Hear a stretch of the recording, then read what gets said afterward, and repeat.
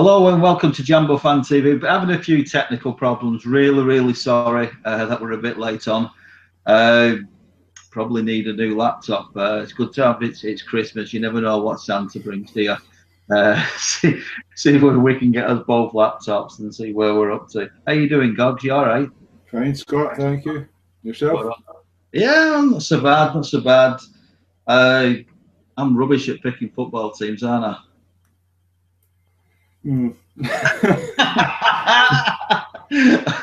What that means is I look forward to my weekends, and you know the Hearts game could have gone better. And today watching West Ham, that could have gone better. Played well, but yeah, to lose like that. But it's nothing to do with West Ham. This one, this is Hearts. But what I'm trying to get at is basically bloody hell. Sometimes, you know, I wish there was a plastic sometimes, you know, and sort of went for these sides that win every week, where you know it just comes expected, doesn't it? Did you see? Oh, God, it sounds terrible. Did you see the Celtic fans when they were winning? It's like it's just no emotion whatsoever. It's just like an expected now that they're just gonna. It's the same old story with them, isn't it? There's loads of experiences of Celtic and Rangers fans where we've got to finals or semis against them, and they've just went home to their dinner and their cup of tea and stuff like that, and we've had massive days out. It's much better supporting a team who rarely reach Hampden than it is that man came up on their ugly sister as well. So. Oh, I know. Yeah, I suppose it means more, doesn't it? It means more when it happens, if it happens. Right, let's crack on with the game. Like loads of times, Gordon, I've spoke about aggression, and I was trying to say, you know, about being aggressive, wanting to win, getting challenges in, and bloody hell. What happened? Basically, sometimes, you know what, I think it's quiet there sometimes, and it could have more of an atmosphere. But if anything, we'll go through point by point. But on taking it as a whole, what actually happened was, I think it sort of united people. People felt like, you know, decisions had gone against them, whether you were a player or a fan, and that put you in the same melting pot. There was a bit of a roar yesterday. Certainly was. I've got to admit, I did say that at the game. I said to Carol that my blood pressure has risen much higher than it has been the last couple of weeks, and I suppose we kind of had the referee to thank for that. Couple of dubious decisions, let's say, or perhaps not dubious, but maybe soft and harsh on Hearts, and it certainly got the crowd up for, especially the start of the second half. I mean, I've probably not cheered a goal like that against a team like Hamilton Accies for a good few years, and I was a bit gutted to probably never held on actually, but that's another story. That's one of my few bugbears with Craig Levine, and that when we get 1-0 up, his teams always seem to sit back and invite the other team onto us. And if we kept going the way we started at the start of the second half, I think we might have got 3 points yesterday. Maybe we were 2-1. Yeah, I mean, it was something that we spoke about before, wasn't it? When I was saying about, you know, playing well and pushing forward, maybe going 20 yards further on up the field. And then when we get that goal, we seem to go 20 yards further back. And I don't know whether that's coached or whether it's players reacting to, actually, we need to hold on to this. But you'd think that they said that coaches would be pushing them forward and going out. It was some goal, though, Gordon. You know, I don't think I could have got that ball and placed it in the net any better. No, as a cracker, that's the second time Walker did that against Hamilton, and it's very strangely he's stepped off a free kick since he did that against Hamilton last season. I think that's maybe the first. If it's not the first, it can only be the second free kick he's actually taken since he scored that peach in March. So I think he's going to be the main man, push Laffer out of the way and take free kicks if he's on the park. Yeah, definitely. Like I said, a frustrating player for me. We repeated it so many times. When he's up for it, he's up for it. When he's not, he's not. But needing to be up for it. Now, we didn't do a show last week. It's very much the same, but they played well. And I know people didn't think that they did, or there was people on social media, wanting us to sort of be pushing in the top two, and but it's not going to sort of happen. So taking what you get. Last week's was an improved performance for me, and I was expecting that to sort of come in to this week's. Now, Hamilton are no pushover, either. They're quite an aggressive side. That's an understatement, isn't it? Hamilton's actually playing with a lot of confidence just now. Obviously, they won at Ibrox and they drew against Hibs last week, and they did start brightly. I wouldn't say they were completely dominant, but when they got the ball forward, wee Templeton was having a field day. He was kind of turning Suter inside out for the first 20 minutes, and Suter was resorting to foul, and I think he committed about 4 fouls in the first 20 minutes. Obviously, Brandon's first was from getting himself quite easily beaten. Whether it was a booking or not, is probably up for debate. I think it was maybe his first foul, but they started well, and I don't know, maybe arguably would have expected that because of the last 2 results. And the result earlier in the season at Easter Road, you shouldn't forget they were absolutely dominant against Hibs. Something that we can't manage to seem to do. I don't know if we're feeling our way into the match, but I think just before the sending off, Ismad had an absolutely ridiculous header, a free header at the back post that headed back across the goals, further away from the goal. It looked like more like a sort of defender's clearance than an attempt at goal. But yeah, I think the match was, the first half was certainly thrown in there completely in their favour when the red card happened. And I've not actually seen it on TV, so I'll let you comment on that one, whether it was a red or not. Well, I actually think it was, and I think it's been coming for a bit. If it wasn't this game, it was going to be another game, or it should have been another game. I just think someone needs to be having a word in his ear. And I like aggression. I do. I like that in somebody's play. But it needs to be channeled for me. And you need to, it comes with experience, doesn't it? Of knowing when you're going to have to do a professional foul and what you can get away with. And really not putting your side in any difficulty, which I felt he did. But you learn from it, don't you? That's what this game time's all about. It's about sort of learning from it. Referee, I'd say he got that one right, but it was probably the only thing, in my opinion, that he got right on the day, Dogs. Yeah, well, I think, I don't know, in Randall's slight defence of what I saw at the game, there was a lot of rolling about for the Hamilton player, and then suddenly he was up as soon as Brandon was sent off.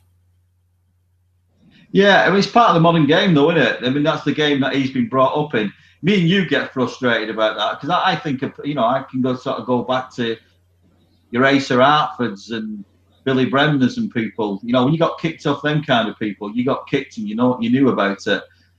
Whereas the modern game, you know what I mean? You go down like you've been shot, and it seems to be part of it. So he's been brought up in that culture, hasn't he? So he should know it. Oh, absolutely, and like you say, he's got to learn for that.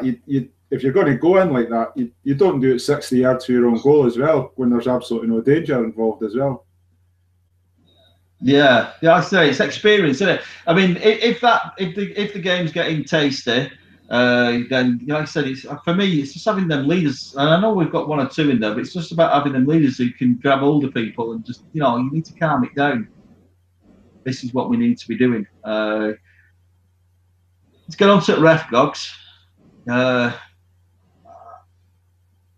And I know they won't do anything. I think I did a tweet the other day, so you have to forgive me, Gogs. I think I liken certain people there's good people in the Scottish FA, but I think I liken them to sweet corn in shit. Basically, they're holding their integrity, but there's still a lot of shit in there, and that's my view anyway on the Scottish FA. They won't do anything about this guy. They'll back him and what have you, but he shouldn't be bloody refereeing another game in the Premiership for a long time. He lost it. He lost the plot completely. he completely lost the plot. You could see early on he was actually going to lose the plot. The way Hamilton were throwing themselves to the ground, like you said, they're an aggressive side, but whenever somebody breathed on one of the players, that they were throwing themselves to the ground trying to get the Hearts player into trouble. And Madden was falling for it all the time, and yeah, he's an absolute shocking ref. Bear in mind, this is a ref who.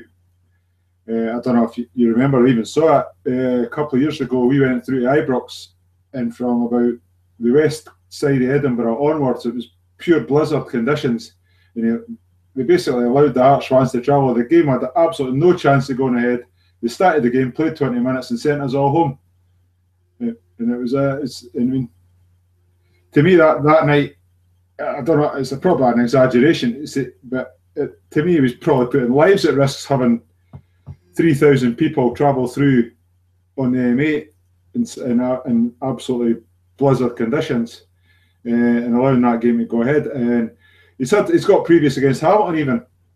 And a couple of seasons ago, Rossi went and he did go and stud Sean, and I don't think Hearts even remotely objected to the fact that he was sent off, but it was caused by a Hamilton player going right over the top of the ball, and then suddenly he was squealing like a wee lassie rolling about. And that was very heavily criticised by pundits on the telly, and he got away scot-free with that one as well. Madden, he's just a very infuriating ref, and he's absolutely awful. And there's times in the past when you come into a game and you think Madden's made a decision in that game, and he is the only person in the stadium who knows why he gave it. Yeah, I mean it's frustrating in whatever game you're in. I mean, basically for me, it seems to be like people getting personalities. I know, I'm guilty of keep going back to when I was a kid, but I didn't know which referee were bloody in the game, because they just got on with it. That's the makings of a good referee. The game flows. It's sort of going where it's up to you. Secondary to the game, whereas you're getting these personalities coming through. I'll let you do Levine's. Yeah, go on. What happened there? Oh dear, well, we all know how stubborn Craig Levine is, and I would suggest, in his defence, the referee had no reason to run to the corner of the technical area. He could have run straight to Levine and spoke to him. He wasn't. Everybody knew what he was going to do. What was the point in speaking him at the corner of the technical area other than where he was standing? He's run almost the width of the pitch to speak to him. Was he going to whisper something in his ear? So didn't he want the rest of the bench to hear or something like that? But Levine, you know what? You know how stubborn Levine is, and it was just a case of up yours, pal. I'm not coming to you. So he was basically sent to the stand for that, as far as I could see. And I think you've hit the nail on there. I mean, I'm exactly the same. If you want to try and belittle me and make me look a fool, I'm not going to play along with it. And that's basically what he was doing. He was saying, at this moment in time, I'm more powerful than you. You will do what I'm telling you to, and you will come to me. Piss off. It's just not going to happen. It's just not going to happen. And that's something I think he should. He needs to be reprimanded on from these. If he's putting that in, that the manager didn't come to me, and I was telling him to make the extra 2-yard trip to me, and that's why I sent him off. That needs looking at, because that's absolutely unbelievable. Let's have a look at McPhee. Right, here we go. This one cracked me up, because I saw the pictures and what have you, and you thought that it was something out of WWF or something. Now Reedy's been on it. Reedy's got in touch with me, Brian Reed, and I think me and Brian, brothers from another mother. We seem to we seem to think the same, right? So I haven't spoken to you about this, Gog, so you might have a different take on it. But we've looked at it, and Brian's saying he's looked at it, and basically he's got the same sort of take on it. First of all, I don't know what he's picked the ball up for. I don't know what he's got it there. He did start to put it behind his back. I don't know what that's about. Why he's getting involved, I don't understand. Was it in dragging him to the ground? No, I don't sort of think he did that much, but I just don't understand why he, as a leader, got embroiled in all that emotion, which led to him being sent up into the stands. Oh, I think it was pretty clever by Austin McPhee, actually. He picked the ball up. He knew McKinnon was the closest to him. He knew he's basically a wind-up merchant himself. He put the ball behind him, invited him to rugby tackle him, and he did so. And to me, it was basically dangling a hook, saying, "Come in here, physically manhandle me. You're going to get at least a second yellow card and off." And I thought it was quite wide, and very quick thinking. And it's not that you can't say it's the first time you've seen somebody do something cheeky on a bench to maybe delay a quick restart, even in case of letting the ball run past them. But yeah, it was a sort of, if you go into the other team's dugout and make physical contact in an aggressive way with another team's manager, you should get at least a second yellow card for that. Jamie Hamill, I don't know if you remember, Jamie Hamill scored a penalty against Ross County a couple of years ago. He went and celebrated in front of the old stand. And Derek Adams, County's manager at the time, must have been about 30 yards outside his dugout. And Jamie Hamill just absolutely steamrolled over the top of him. It was absolutely hilarious and knocked him to the ground. And nothing happened. I don't think anything happened at the game. I can't remember if he got sent off or it was a retrospective red card. But it was absolutely hilarious. And this was with Adams 30 yards outside his technical area. So I think McKinnon can count himself extremely lucky he wasn't sent off yesterday for that. Well, yeah, they got him off quickly after that, didn't they? They substituted to get him off. But I don't know. I just thought I really didn't see it. I just thought, what the bloody hell are you doing? Now I don't know this, Coach, and I'm putting you on the spot, and you might not know it. What happens with them bans now? How do we know how long the ban for? The management team. Yeah. Nah, but we don't know that yet. I mean, the SFA will probably have their field day. And like Robbie Nielsen said a couple of years ago, Craig Levine will go through if he fancies the sandwiches, because Craig will just say, "No, I'm not having it. You can make a decision in my absence." And then I'll tell you where to stick it, basically. And he'll go and sit right behind the dugout like he did yesterday. It'll be, well, yeah, you can do that. It'd be ironic if we won without him there, wouldn't it? So I don't know. I was hearing rumours before, and again, just off the top of my head, and it is social media, so you've got to take it sometimes like you're reading The Sun or the Daily Record up near you. It tends to be a bit of a storyteller, doesn't it? About Robbie coming back up north, sort of linked with Rangers and Aberdeen jobs. That's an interesting one.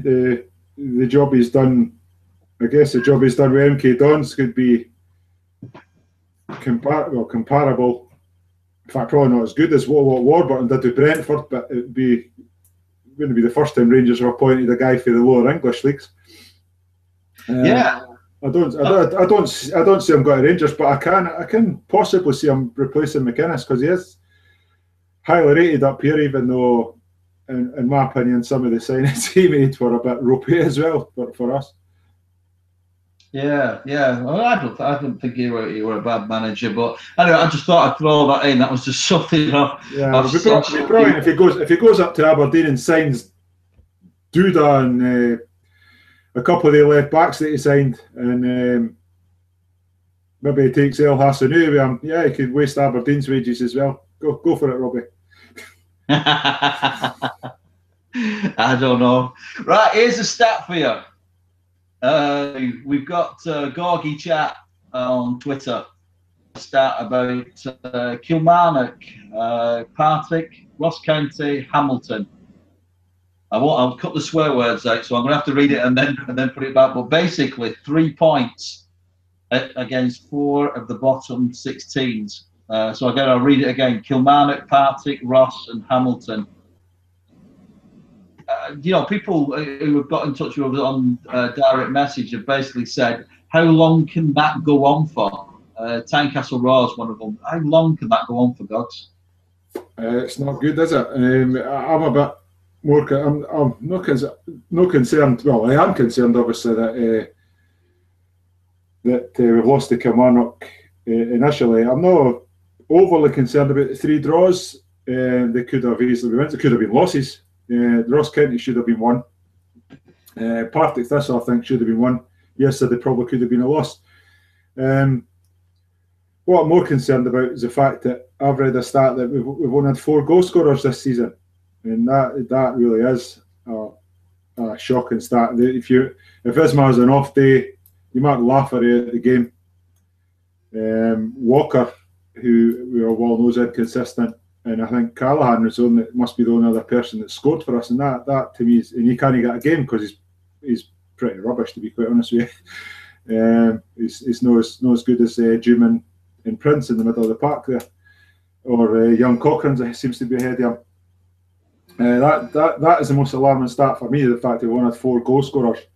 So that just shows you it's not difficult for other teams to play against us. They can sort of nullify our danger men, if we've got danger men, if you could call them that.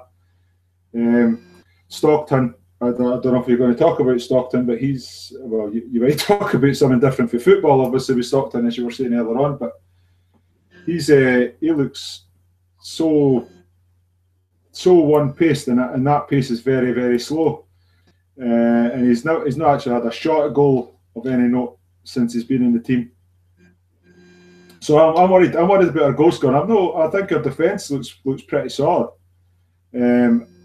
Other than, like I said earlier, when we're inviting teams onto us, we've actually conceded it. But while we're in a game, our defence has looked quite solid. We didn't look like conceding, really. We've not looked like conceding the first goal. Obviously, we did against Kilmarnock. So I made a bit of an arse of myself there.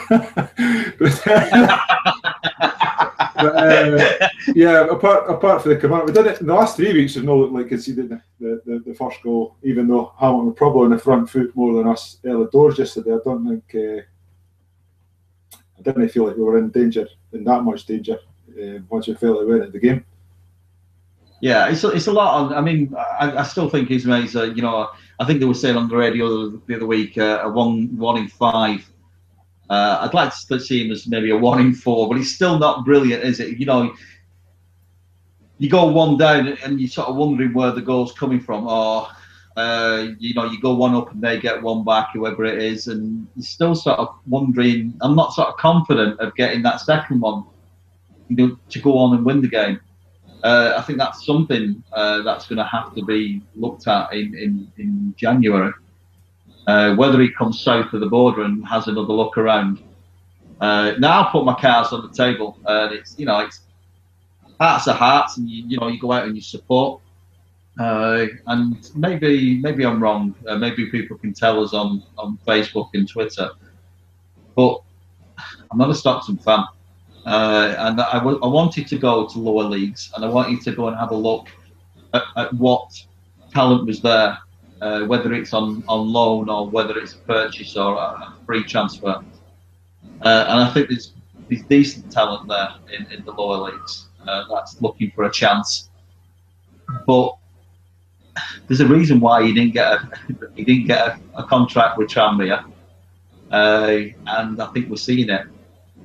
So for me, it's not really an option, and I'm quite sad to see him up there. We need to be giving. Now, you know me, God, and people can say, "Oh, you throw youth in, and it goes wrong, and they don't get this and they don't get that." But the one thing that they do get is game time, and the people, we've got young youth teams going out there and scoring goals, and can we introduce them? I'm talking about maybe Anthony McDonald and people like that. Getting them on the bench, getting them part of a first team squad, giving them opportunities. And we can argue till the cows come home. Actually, you need to be a proven pro to do X, Y. Well, proven pros aren't scoring goals. No, that's true. I think we've got some bad news in that young Rory Curry is out for the rest of the season. With a ligament, and his knee ligament, I think, one of the main ligaments in their medial or cruciate. I'm not sure. I think Aidan Keena's obviously been banging the goals in for the under-20s, and he's sort of made his debut a couple of weeks ago. You know me that I'm not against youth, but I do believe that we don't need boys to be doing men's jobs at the moment. We need to get the men to get the team back to winning ways. There's probably a lot of pressure on the youngsters coming in because the expectation level's no huge for the fans. But I think the only option we've got there. I think Anthony McDonald's probably just a wee bit young yet, although he has made an appearance on the bench. Who knows if Keena does get a chance and he grabs it with both hands, he might get himself ahead of Curry in the queue. Unfortunately for Curry with his injury. But yeah, if he gets in the squad, he's got to take his chance. Personally, as I said, I'm absolutely. There was a thread actually started on kickback by Watty for the exploited last night, and it was just simply our forwards, and I think our forwards definitely merit discussion. Isma's inconsistency, Lafferty's lackey for him, perhaps through off-field distractions at the moment. And like you said, the fact that Stockton's about as slow as a week in jail and he's very shot shy. Yeah, I mean, it's something that's going to. If you don't score goals, you're not going to win games. It's as simple as that. And it doesn't, in season tickets, a lot of people turn up home and away, and entertainment's what it's all about. And you need people. It's something that's going to have to have a look at. And I think it's something that Levine's time here will be sort of judged on. Right, Gogs, you did a top quote today, and I was thinking of trying to introduce something into it. You're thinking now what you've wrote. Yeah, I've wrote a lot today actually. Be quite honest with you, I've been quite active on social media for the change. You've been busy today. So it's a top quote that you did, and it was from Football Tweet, and you wrote about the frustration that a certain player was writing that when they lost, how frustrated they were. Whereas now players are sort of coming off and they're doing selfies. I mean, I love that.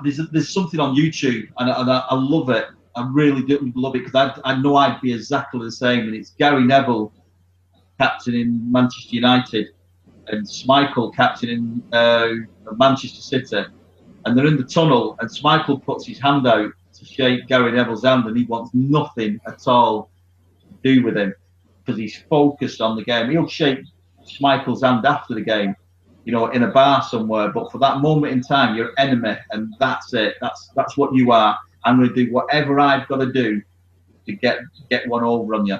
And I don't know, players are a bit soft that way these days. And then we go out of social media, Gogs, and we're going to have to be sort of careful where we go with it.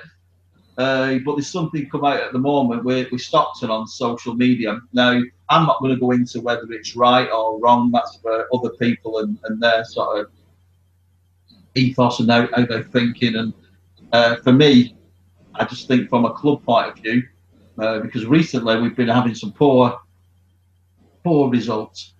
And we've got players making silly interviews in Edinburgh newspapers about how they need to put it right and how this, and don't talk about it, go and do it. That's what has to happen. And then we've got players, I mentioned, here we go. I mean, I'm probably putting him on the spot here. I do follow the Anthony McDonald, and I watch his social media and how well disciplined he is with what he puts on.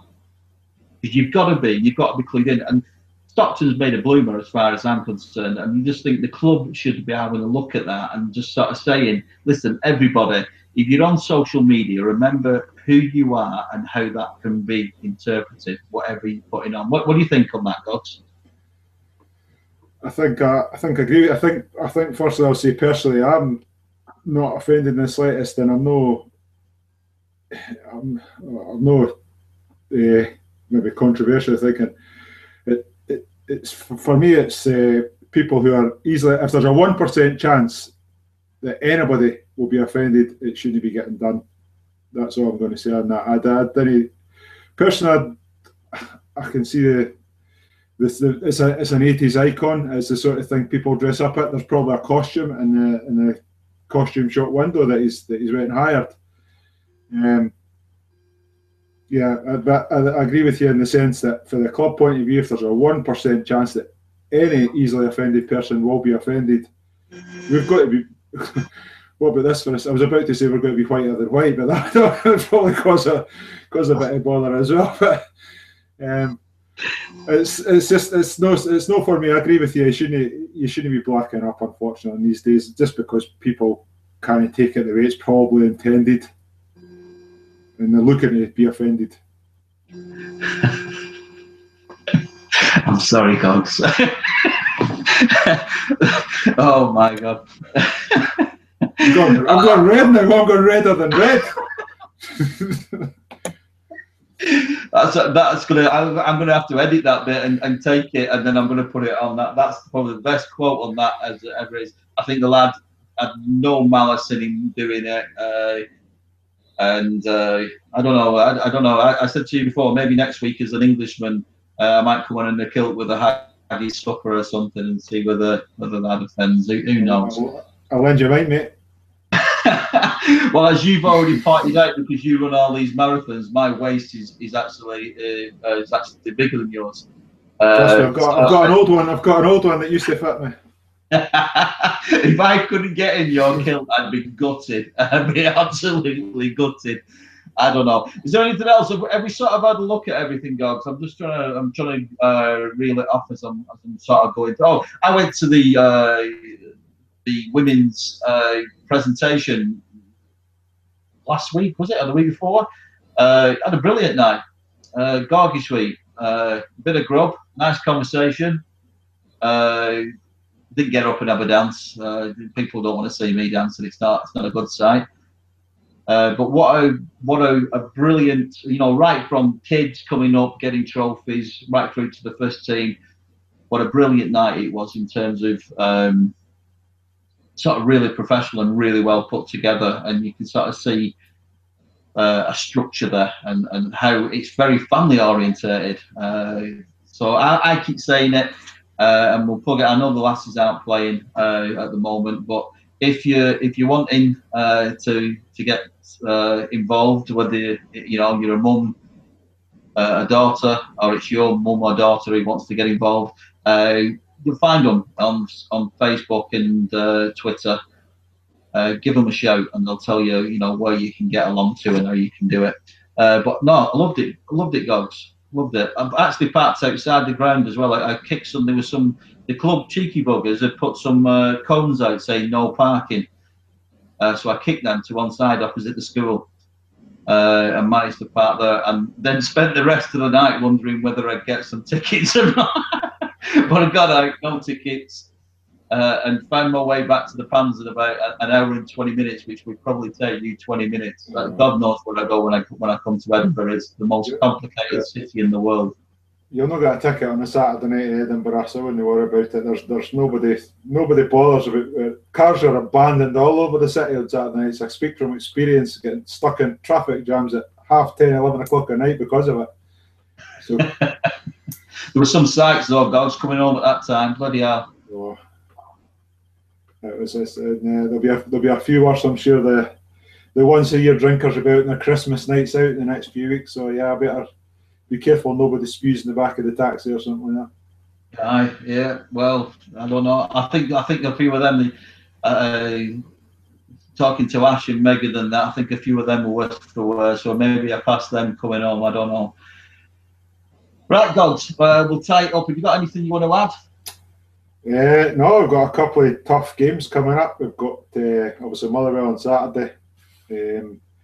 Not sure if I fancy us for that at all. Although they took a bit of a more realistic pumping of Celtic is what you'd have expected the last couple of weeks. Then Dundee on the Tuesday, then Celtic on the following Sunday. So next couple of weeks, Big Craig's got his work cut out to win over any fans that he's on the verge of losing. Yeah, and like you said, you never know by then. I can't see it happening, but you never know by then. We might be talking about, if somebody else is coming in. I know, I think the fans are sort of split 50-50, if I'm honest with you. When you look at social media, some sort of we need to invest and we can't keep changing managers, which I agree with, but how long? Like this is a worse win percentage than Cathro, and he went. So anyway, we've been Jambo Fan TV. Thank you so much. Don't forget to subscribe. Could do with a few more subscribers. Keep feeding into us, and retweeting and whatever Gogs does on Facebook. I'll have to get on Facebook. You know, I'm bloody terrible. Like an old fogey, aren't I? And thank you so much for tuning in. I'll speak again soon. Look after yourselves.